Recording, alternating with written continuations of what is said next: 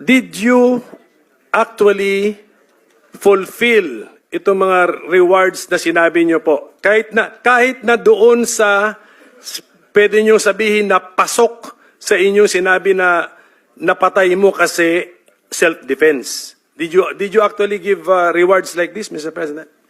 Istorya lang yun, sir. Kung may pinatay siya tapos sabihin niya, sir, sana yung sinabi mong reward, mumarahin kita. Putang ina, trabaho mo yung magpatay tapos magkubra. Ano ulit ito, kahiro mo? Trabaho mo yung magpatay ka pa ng patay. Yan ang trabaho mo. Kaya binibigyan ng baril. Hindi nila nakuha yung style ko, sir. Hindi ako magsabi ng magbigay ako bounty.